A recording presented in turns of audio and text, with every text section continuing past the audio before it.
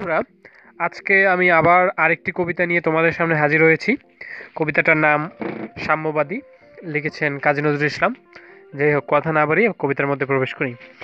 বলেছেন, গাহি সাম্যের গান। এখানে তিনি সাম্যের গান অর্থাৎ সমতার কথা বলেছেন।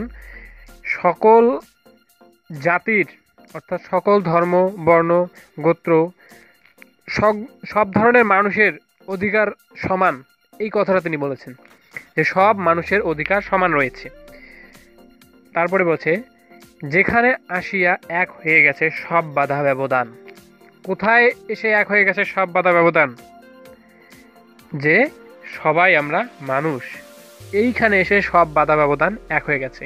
তুমিও মানুষ, আমিও মানুষ, যে রিক্সা চালাচ্ছে সেও মানুষ। ঠিক আছে, সব ধর্ম, বর্ণ, জাতি, গোত্র সবাই আমরা মানুষ, এইখানে এসে সব বাধা ব্যবধান এক হয়ে গেছে। যেখানে মিশেছে হিন্দু, বৌদ্ধ, মুসলিম, খ্রিস্টান। ওকে, বলেছে যে এই মানুষ থেকে হিন্দু, বৌদ্ধ, মুসলিম, খ্রিস্টান সব ধর্মগুলো এই মানুষ থেকেই সৃষ্টি হয়েছে। আবার সবাই মিলে এই মানুষেই এক হয়ে গেছে।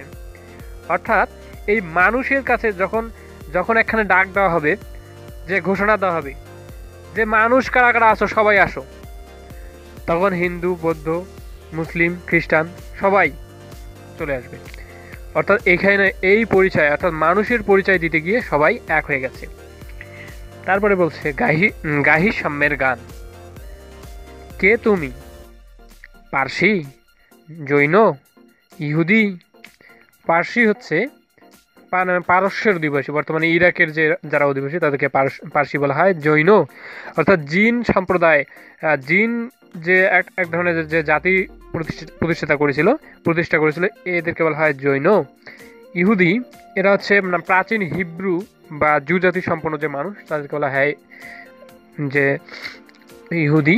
তারপরে বলছে সাঁওতাল, ভিল, গারো, এরা হচ্ছে ভারতীয় উপমহাদেশের একটা ক্ষুদ্র নৃগোষ্ঠী ছিল এককালে, এখনও আছে কিছু কিছু। তো এই সকল জাতিগুলাকে ইন্ডিকেট করছে। তারপরে বলছে কনফুসিয়াস, ইনি একজন চীনা দার্শনিক ছিলেন, তাকে যিনি মানেন তাকে বলা হয় কনফুসিয়াস। তারপর বলছে চারবাক চেলা। চারবাক হচ্ছে একজন ব্যক্তি যিনি কোনো গ্রন্থের উপরে যার কোনো আস্থা ছিল না, আর তিনি সব বস্তুবাদী, তার ধর্ম মত যাই হোক, তিনি তাকে যিনি মানতেন তাকে বলা হয় চারবাক চেলা, তাদেরকে বলা হয় চারবাক চেলা। বলছে, বলে যাও, বলো আরো। বলতে নজরুল বলতেছে, বলো তোমার কি পরিচয়? তুমি এদের মধ্যে যদি না থাকো, হিন্দু, বৌদ্ধ, মুসলিম, খ্রিস্টান, এই যে পার্সি, জৈন, ইহুদি, এদের মধ্যে যদি না থাকো, কি পরিচয় তোমার? বলো, যেটা খুশি তুমি বলো।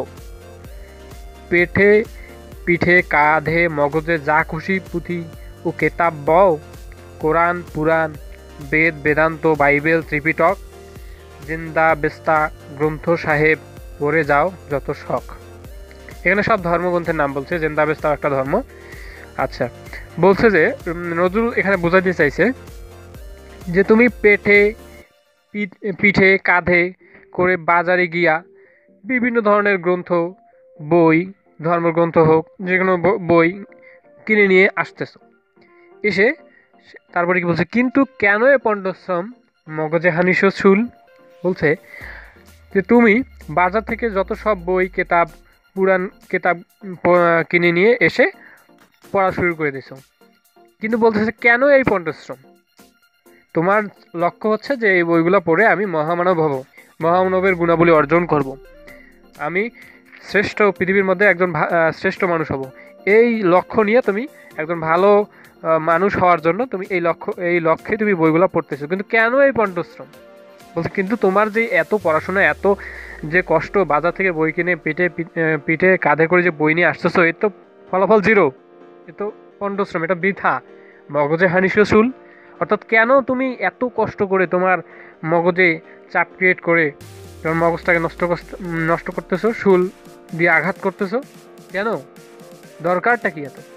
বলছে, দোকানে কেন এ দর কষাকষি, পথে ফোটে তাজা ফুল। বলছে, যখন তোমার পথের মধ্যে তাজা তাজা ফুল পাওয়া যায়, তখন তুমি কেন দোকানে গিয়ে ফুল খুঁজতে যাবা? দোকানে গিয়ে দর কষাকষি করবা কেন? দোকানে এত হামকামের মধ্যে দিয়ে, হুড়াহুড়ির মধ্যে দিয়ে টাকা পয়সা দিয়ে ফুল কিনতে যাবা, সেই ফুলে যে তাজা হবে তারও তো কোনো গ্যারান্টি নেই। আর পথের ধারে যেখানে তোমার তাজা ফুল পাওয়া যায় সেটা না নিয়ে তুমি কেন দোকানে যাবা, কেন গিয়ে দোকানে দর কষাকষি করবা?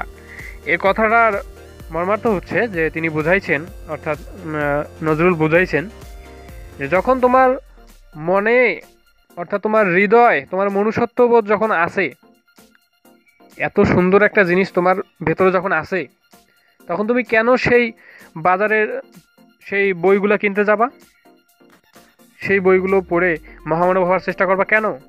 যেখানে তুমি হৃদয়কে চর্চা করলেই সেই সকল জ্ঞান অর্জন করতে পারবা। সেই মনুষ্যত্ববোধকে যদি জাগ্রত করতে পারো তাহলে সেই সকল জ্ঞানগুলা অর্জন করতে পারবা। সেই এইটাকে রিসিভ না করে তুমি সেই আসলটাকে না নিয়ে নকলটার জন্য দৌড়াদৌড়ি করতেছো, এটা বোঝাচ্ছেন। তারপর বলছে, তোমাতে রয়েছে সকল কেতাব, সকল কালের জ্ঞান, সকল শাস্ত্র খুঁজে পাবে সখা, খুলে দেখো নিচে প্রাণ। বলছে তোমার হৃদয়টা খুলে দেখো, তোমার ভেতরে যে জ্ঞান আছে, তোমার মনুষ্যত্ববোধকে জাগ্রত করো, তোমার হৃদয়কে জাগ্রত করো, তাহলে সকল কালের জ্ঞান, সকল কেতাবের মধ্যে যে জ্ঞানগুলো রয়েছে সব তুমি খুঁজে পাবা। তারপর বলছে তোমাতে রয়েছে সকল ধর্ম, সকল যুগাবতার।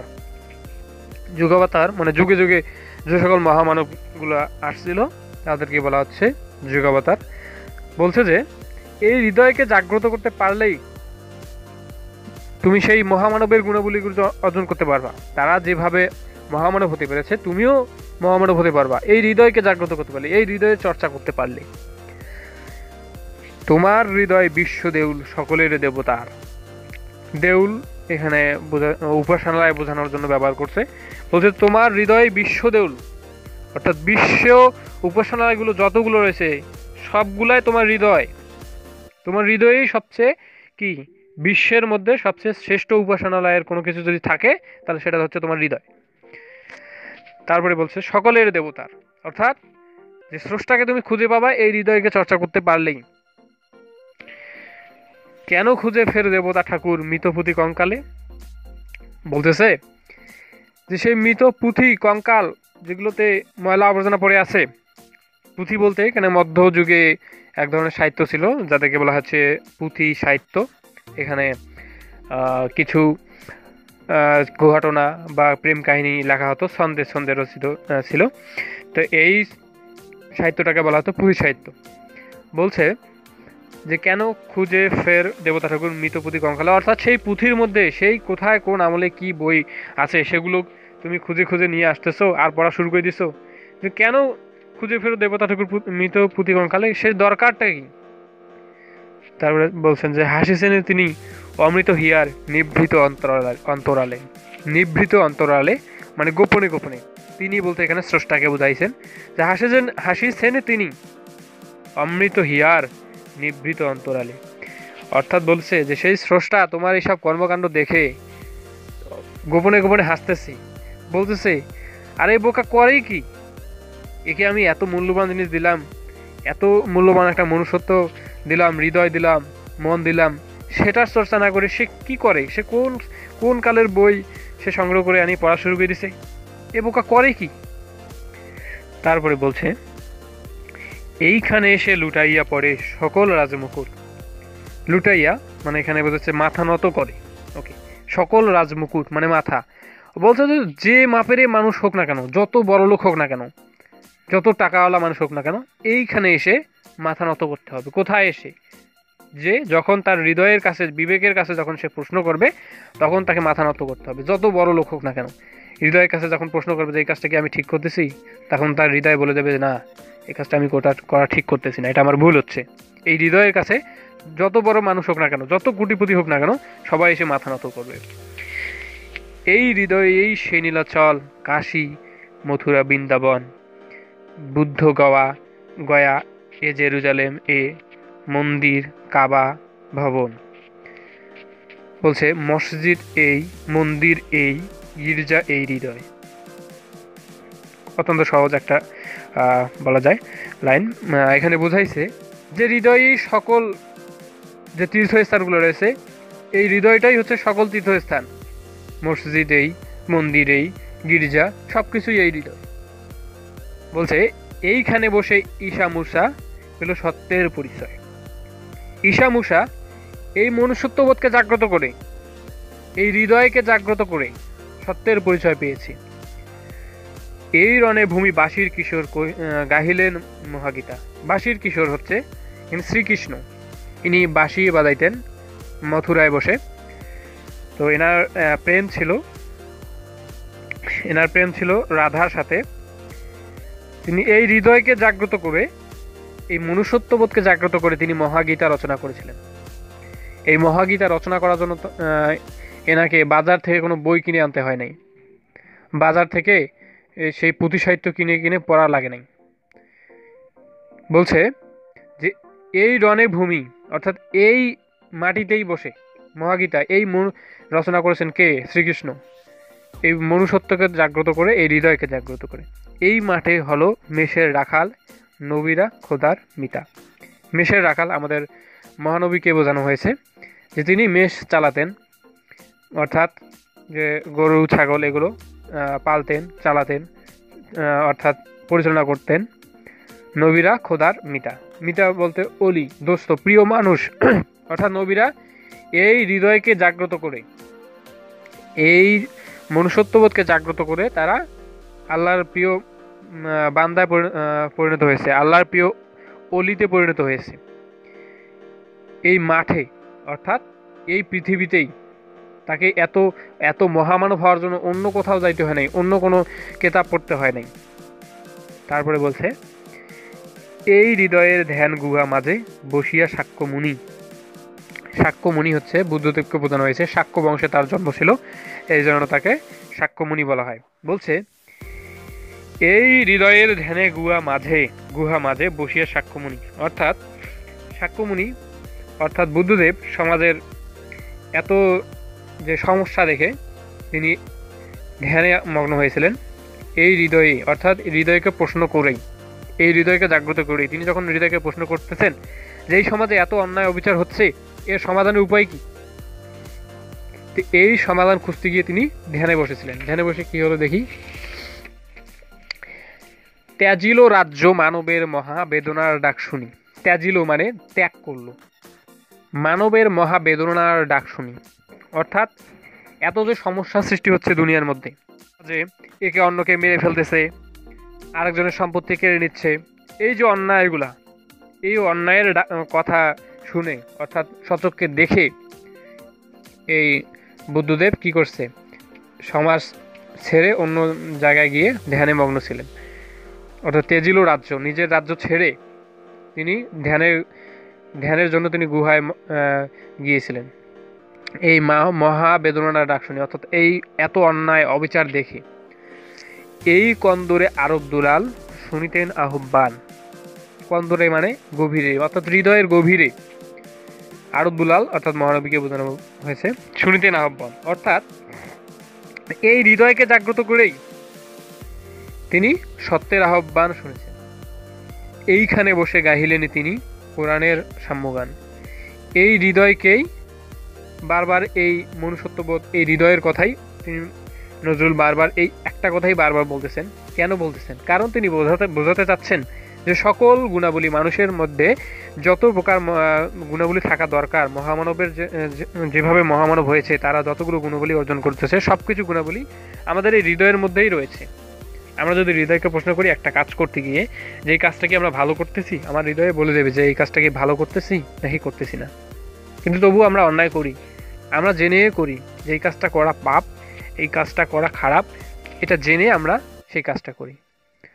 কিন্তু আমাদের হৃদয় তো বলতেছে যে এই কাজটা ভালো না। অর্থাৎ হৃদয়, আমাদের মনুষ্যত্ববোধ, আমাদের বিবেক তো বোঝে বিষয়টা, বোঝাচ্ছে। তারপরে এইখানে বসি গাহিলেন তিনি কোরআনের সাম্যগান। ওকে, এই হৃদয়কে জাগ্রত করে তিনি কোরআনের বাণী প্রচার করেছেন।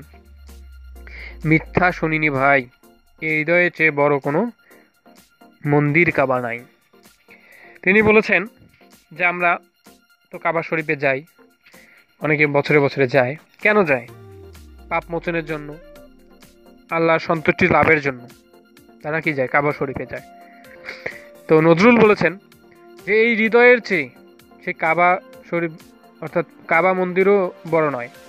বলেছেন তার ভাবার্থ হচ্ছে যে আমাদের যদি হৃদয়টা নোংরা থাকে, আমাদের যদি বিবেক না থাকে, আমরা যদি মানুষের ক্ষতি করি, আমরা যদি খারাপ কাজ করে করে বেড়াই, আমরা যদি টাকার গরম দেখাই, কোটিপতি হয়েছি, প্রতিবেশীদেরকে সবসময় তাদের উপর অন্যায় অবিচার করি, আমি এত টাকার মালিক কিন্তু আমার পাশে আমার প্রতিবেশীরা অনাহারে থাকতেছে, তো এত আমি খারাপ একটা মানুষ, আর আমি যদি প্রতি বছরে বছরে হজ করতে যাই, তাহলে কি আমাকে জান্নাতে দিবে?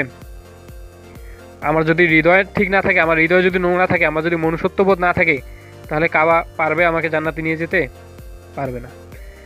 এখানে রবীন্দ্রনাথ এটা বলেন নাই যে তোমরা কাবা শরীফে যেও না। আমি আসলে কবিতাটা পড়ে পড়ে একসময় ভাবতাম যে এখানে তিনি আবার ইসলামের বিরোধিতা করছেন নাকি। আসলে না, তিনি বলেছেন যে কাবা শরীফে যাও, কখন? আগে হৃদয়টাকে ঠিক করো, আগে মনুষ্যত্ববোধকে জাগ্রত করো, তারপর কাবা শরীফে যাও, এই কথা তিনি বলেছেন। এখানে তিনি বলেন না যে কাবা শরীফে যেও না।